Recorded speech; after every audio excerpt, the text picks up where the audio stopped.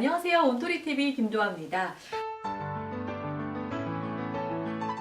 오늘은 직장인들을 위한 방송 그 세 번째 프레젠테이션에도 전략이 필요하다를 함께 해볼까 합니다.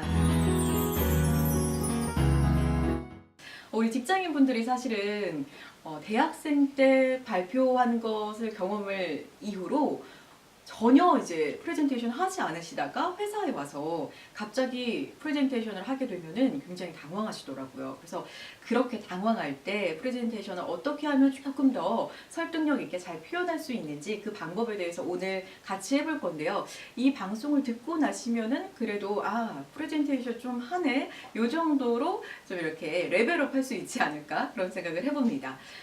제가 프레젠테이션 수업을 할 때 항상 여쭤보는 게 있어요. 프레젠테이션 준비를 얼마나 하시나요? 대부분의 분들이 정말 제가 생각한 거와 마찬가지로 프레젠테이션 슬라이드 만드는 데는 굉장한 공을 들이시면서 실제로 리허설하는 거에는 시간 할애를 전혀 안 하시더라고요.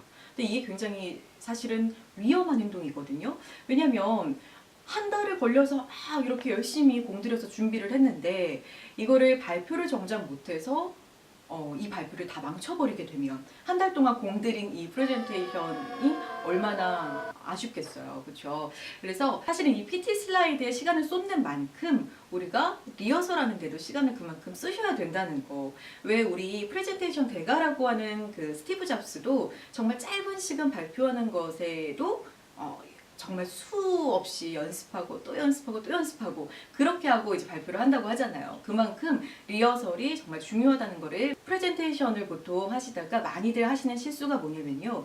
긴장을 하고 또 이렇게 이 원고가 제대로 숙지되어 있지 않고 익숙하지 않다 보니까 계속해서 화면을 보시는 거예요. 화면을 보시고 원고를 들고 원고를 달달달 읽어내듯이 발표를 하시는 겁니다. 근데 이런 것들은 사실은 굉장히 지양해야 되는 부분이 왜 그러냐 하면 프레젠테이션은 암기가 아니라 전달이라는 것이기 때문이죠. 내가 가진 이 의견과 이 메시지들을 청중들에게 설득하는 작업인데 이것을 책 읽듯이 읽어내린다면 누가 그것을 받아들이고 설득이 되겠습니까? 그래서 프레젠테이션을 할 때에는 암기를 하는 것이 아니라 전달을 한다라는 생각으로 처음부터 끝까지 하나의 스토리처럼 쭉쭉쭉쭉 진행을 하실 수 있도록 리허설을 하셔야 됩니다. 그래서 이제 많이들 하시는 실수를 좀 고쳐보려면 일단은 앞에 보는 연습부터 하셔야 돼요. 청중들을 바라보면서 같이 아이 컨택도 하고 제스처도 좀 써보면서 그리고서 이제 그 뒤에 있는 화면들은 간혹 활용을 하셔야 되는데 대부분의 사람들이 이 시각적 자료 그러니까 이 슬라이드가 주인공이 되시는 분들이 많으세요. 근데 주인공은 이 슬라이드가 아니라 발표하는 프레젠터가 주인공이 돼야 된다는 것이죠. 그래서 여러분들이 발표 연습을 하실 때는 항상 앞에 보면서 습관적으로 화면을 보지 않도록 화면을 보고 원고를 읽어내리지 않도록 그거를 연습을 꾸준히 하신다면은 그래도 이 프레젠테이션을 하는 데 있어서 조금 그래도 잘 발표를 하는구나 라는 느낌을 주실 수가 있습니다. 원고를 외우는 분들도 계시는데요. 사실 원고를 외우시는 거 정말 대단해요. 저도 정말 존경하고 싶거든요. 근데 원고를 외워서 하면은 정말 위험한 게 중간에 갑자기 막혀서 까먹어 버릴 수가 있어요. 잊어버리면 백지장이 돼버리거든요.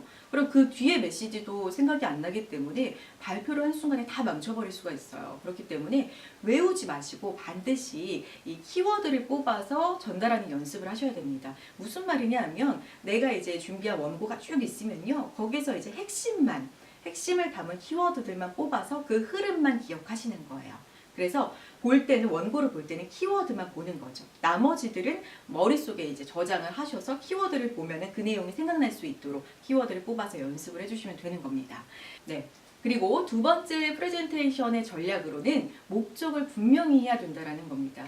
사실은 이 목적을 오프닝에 담아라 라는 말들이 있거든요. 오프닝이 그만큼 중요성이 대두되고 있기 때문인데요.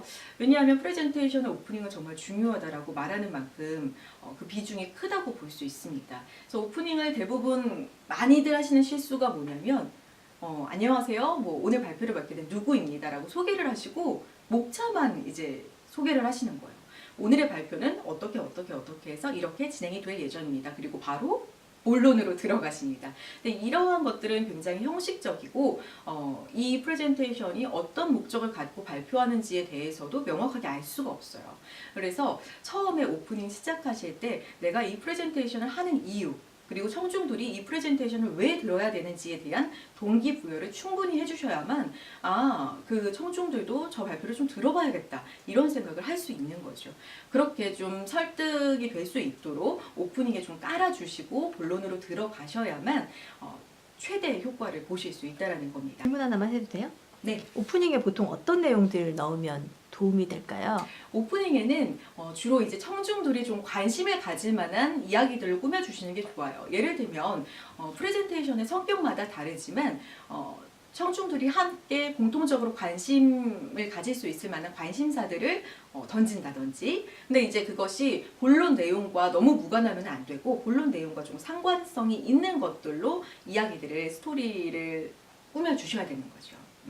그리고 이제 뭐 설득을 해야 하는 상황이라면 충분히 청중들이 좀 관심을 갖고 설득이 될 만한 요소들을 앞에서 스토리로, 이야기로 풀어주시는 겁니다. 그래서 충분히 설득이 되어서 발표를 들을 수 있도록 그렇게 준비를 해주시면 훨씬 더 좋겠죠. 마지막으로 이제 프레젠테이션을 하실 때는 프레젠테이션의 스피치 요소를 모두 활용하라라는 겁니다. 무슨 말이냐면 보통 이제 우리가 말을 한다고 하면은 뭘 좀 중요하게 생각해야 될까요? 여쭤보잖아요. 그러면 목소리요, 뭐 예를 들면 소리의 크기요, 뭐 이런 것들을 이야기를 합니다. 그런데 사실 이런 예시를 한번 들어볼까요? 제가 이 자리에서 몸빼바지를 입고 곱슬머리를 막 이렇게 풀어헤치고 이렇게 엉거주춤 앉아서 사투리를 쓴다면 여러분들이 과연 제 말을 신뢰하실 수 있을까요? 결론은 아니라는 겁니다.